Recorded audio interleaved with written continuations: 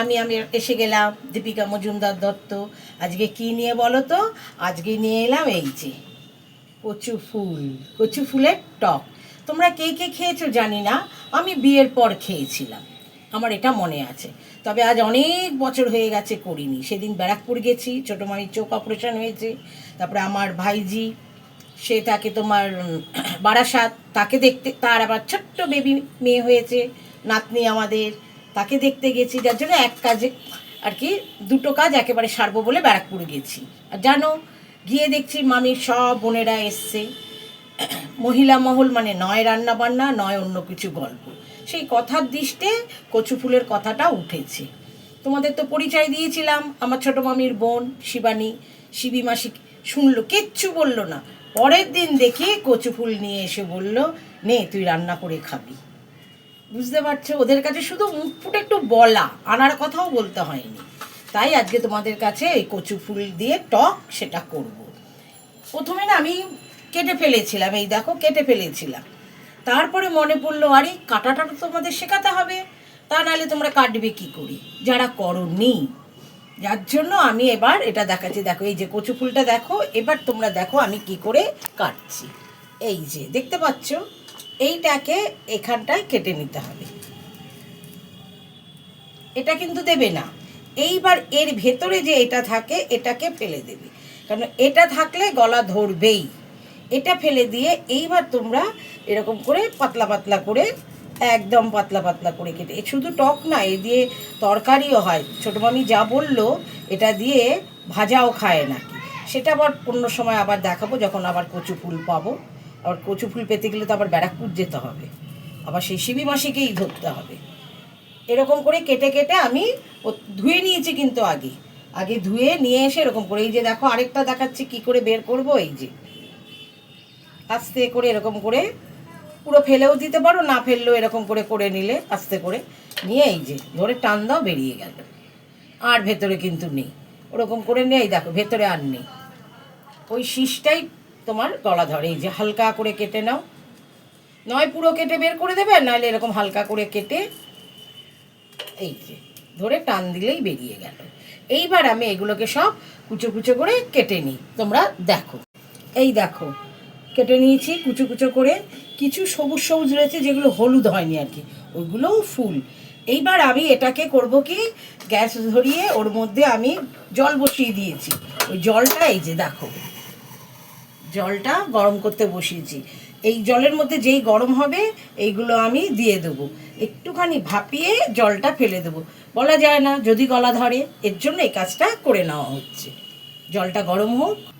দেখো জল গরম হয়ে গেছে, আমি এই যে কচু ফুল যে কুচু কুচু করে কেটে রেখেছি এগুলো দিয়ে দিচ্ছি। এটা আমি এবার সেদ্ধ করতে দিয়ে দিলাম। এটা সেদ্ধ হয়ে গেলে একটু ভাপিয়ে নেবো, বেশি না, একটু ভাপিয়ে নিয়ে জলটা ফেলে তারপরে আমি আমার রান্না শুরু করব।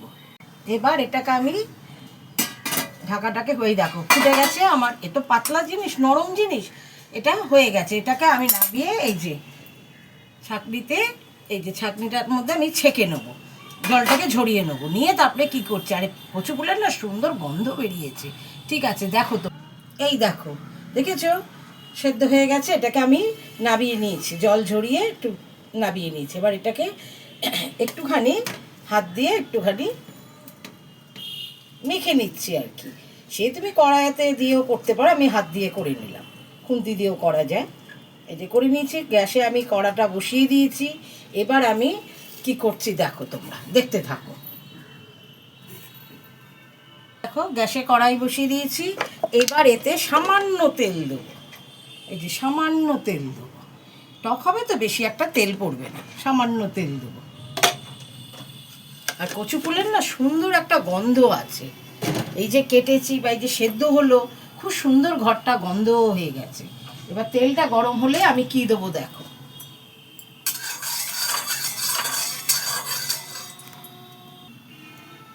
তেল গরম হয়ে গেছে, তেলের মধ্যে আমি একটা শুকনো লঙ্কা, এই যে শুকনো লঙ্কা দেখো ছিঁড়ে দিয়ে দিলাম, একটা শুকনো লঙ্কা ছিঁড়ে দিয়ে দিলাম।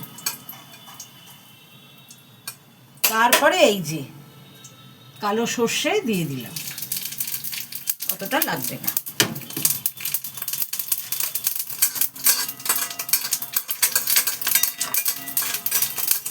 এইবার এতে আমি যে কচু ফুলগুলোকে মেখে রেখেছিলাম, একটু চটকে রেখেছিলাম সেদ্ধ করে, এটা আমি দিয়ে দিচ্ছি। এই দেখো আমি এটা দিয়ে দিচ্ছি।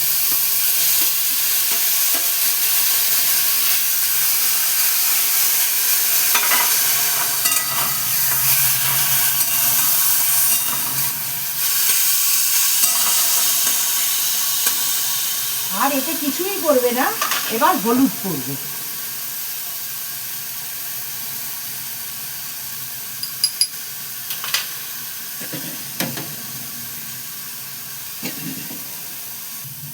এতে হলুদ দিয়েছি, এবার নুন দেবো।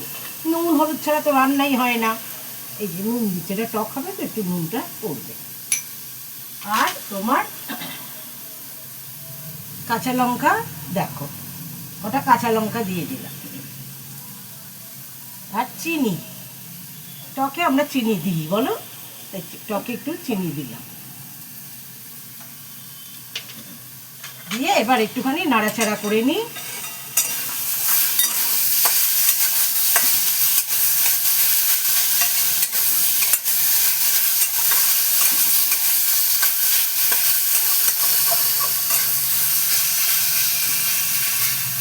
এইবার এটার মধ্যে আমি ওই যে পাকা তেঁতুল, কালো তেঁতুলগুলো জলে ভিজিয়ে রেখেছিলাম, পাত বের করে নিয়ে এটা দিয়ে দিই। যেহেতু টক সেহেতু পুরো টকটাই আমি দিয়ে দিলাম।